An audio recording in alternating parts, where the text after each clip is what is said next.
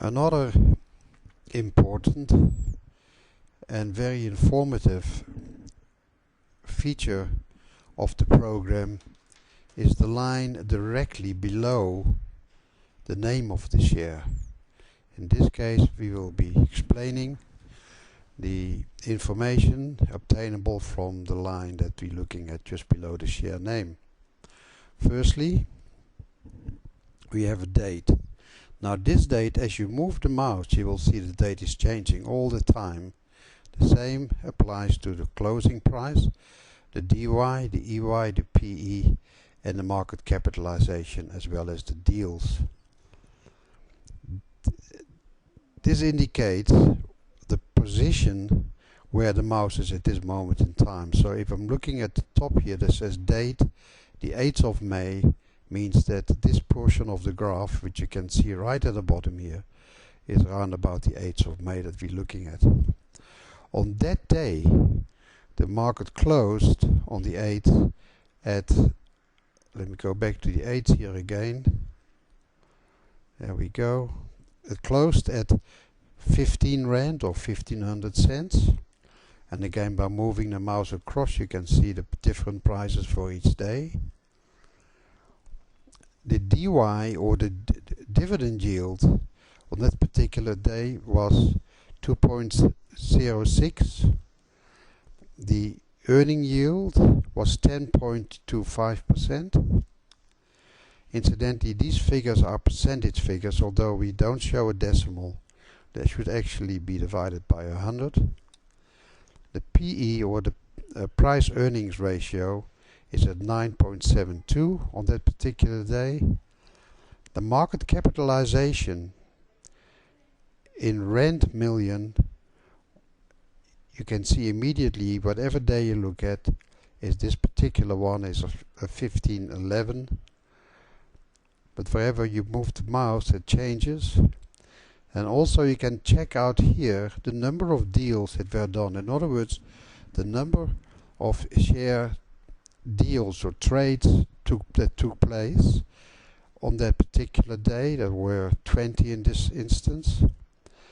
This tells you whether the data on the screen is daily or weekly data.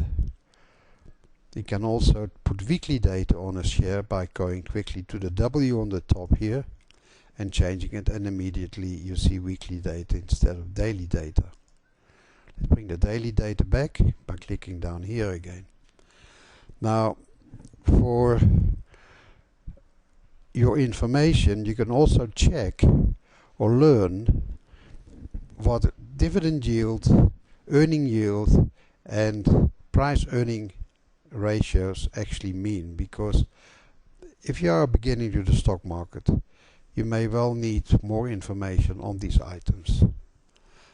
And again, this program is exceptionally useful, because if you click on the courses tab,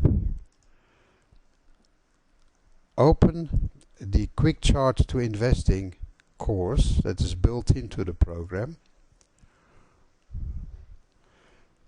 and you run down the screen into the quick start to investing index, and there in chapter 3 you can look at market rating and earning yields. I'll just quickly click on chapter 3, and immediately you can see that in this chapter we have descriptions of earnings per share, dividends per share, earnings yield, dividend yield, price earning ratio. We got a whole description, and it is very important for you to go through the entire course, which in fact covers the majority or most parts of investing in the stock market. Let me just show you the many chapters that are available. There are no less than 7 chapters available with over 182 pages of information from which you can study a lot of detail and a lot of knowledge you can obtain about investing in the market. Another feature is talk about market capitalization down here, this figure here.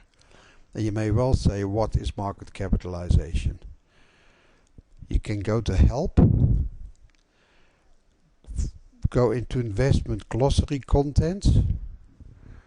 Now we're looking for market capitalizations. You can press on the letter M, and there we go. You click on market capitalization, and here you have a very quick explanation of what the term market capitalization actually means. Now, as you can see, it says the current market price of a share is multiplied by the number of shares in issue. I will come back to that in a moment. But as you will notice, there's an incredibly large glossary available to you with all the terms that you would possibly find when investing in the stock market.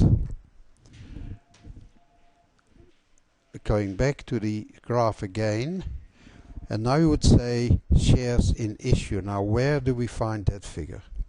Again, the program will help you by doing so by clicking on the current company information icon. There it immediately opens up a comment from which you can read what kind of company it is. It tells you what directors there are. It tells you the brand names the company covers. It even tells you the major shareholders in the company. Now in this particular case you can see that the directors are holding 49% of the company, whereas Old Mutual holds 13% of this company. It gives you the result, either interim or final results. It gives you further comments on how the results have been arrived at. It gives you an overview. It tells you all about the dividends, the prospects, whatever negotiations may be taking place, cautionary announcements. And here at the bottom there are two items, the first one is called T shares, which stands for total shares in issue, and W shares, which stands for weighted shares for the period under review. So from these figures you can always very quickly identify how many shares there are in the market. These comments are available on every share, and the moment there is a new information about a share available, like new results have been published or new interim results have been published, your program is automatically updated with these kind of comments. Clicking on the home button brings you back to another very informative screen of different items which we will be covering at a later stage. Clicking here to get back, and immediately we are back to the same graph as we were working with later on, a little earlier on. Here once again is the name of the company, which is just highlighted once here again, and the 1450 is exactly the same as the price, which the closing price was at the time when the last date we had for information on this share.